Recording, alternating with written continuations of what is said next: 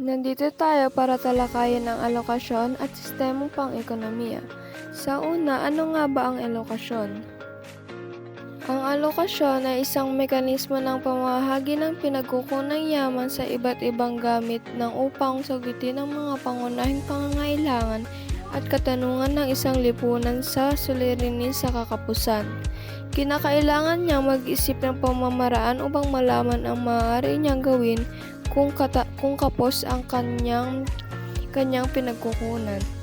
O sa madaling salita, ang alokasyon ay isang paraan ng wastong pamamahagi o distribusyon ng mga likas yaman ng bansa.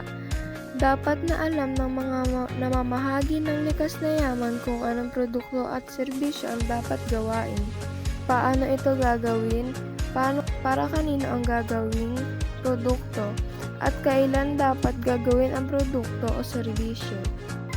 Talakayin naman natin ang sistemang pang-ekonomiya. Ano nga ba ang sistemang pang-ekonomiya? Ang sistemang pang-ekonomiya ay isang pamamaraan na kinakasangkutan ng produksyon, pamamahagi, at paggamit ng produkto o serbisyo sa pagitan ng mga entidad. Sa loob ng isang partikular na lipunan, ito ang kaparaanan na ginagamit ng lipunan upang gumawa at mamahagi ng mga produkto at serbisyo. Meron tayong apat na sistema pang-ekonomiya. Ito ang traditional economy. Ang traditional economy ay tumutukoy sa isang sistema ng ekonomiya kung saan ang mga pamamaraan ng produksyon, pamamahagi, at pagbabahagi ng yaman ay sinusunod ang mga tradisyonal at kaugalian na pinagkakaloob ng mga henerasyong bago. Market economy. Ang pamilihang ekonomiya ay isang ekonomiya na kung saan ang mga pasya ukol sa pamumuhunan, produksyon, at distribusyon ay bagay sa panustos at kailangan at mga presyo ng mga produkto at serbisyo ay nalalaman sa malayang sistemang ng halaga. Command economy. Sa command economy, ang ekonomiya ay nasa ilalim ng komprehensibong kontrol at regulasyon ng pamamahalaan. Ang pagkontrol ay alinsunod sa isang plano na uukol sa pagsusulong ng ekonomiya na pinangangasiwaan mismo ng sentralisadong ahensya. Mixed economy.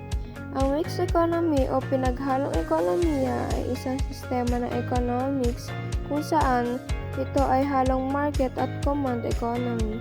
Gumagawa ang pamahalaan ng mga paraan upang mawala ang mga hadlang sa pag-unlad sa pamamagitan ng paglutas ng mga suliranin sa maayos na pamumuhay ng tao. Pasismo. Ang pasismo ay isang malayong kanang autoritaryong lakdaw pagkamakabansang pampulitikang palakuran na dinadakila ang bansa at lahi kaysa sa individual.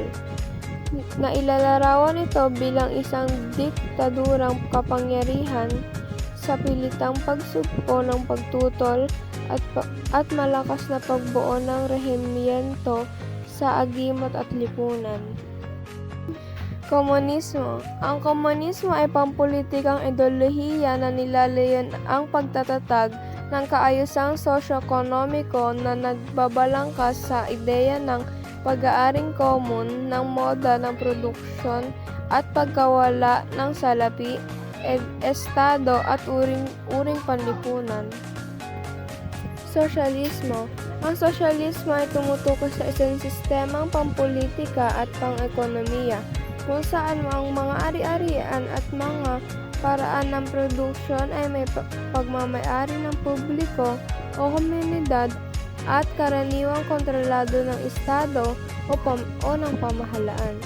Ito ay nakakabatay sa ideya na ang pagmamay-ari ng publiko sa mga mapagkukunan at paraan ng produksyon ay hahantong sa isang higit na pantay na estado ng lipunan. Kapitalismo. Ang kapitalismo ay isang sistemang pang-ekonomiya na nabatay sa pribadong pagmamay-ari ng mga paraan ng paggawa at ang kinaling operasyon para tumubo. Kabilang sa mga katingian nakasentro sa kapitalismo ang pribalong pagmamay-ari, pagkaipon ng kapital, pasahod sa paggawa, voluntaryong pagpapalitan, isang sistema ng presyo, at kompetatibong mga merkado. At nandito na po nagtatapos ang ating pagtatalakay. Salamat sa inyong pakikinig.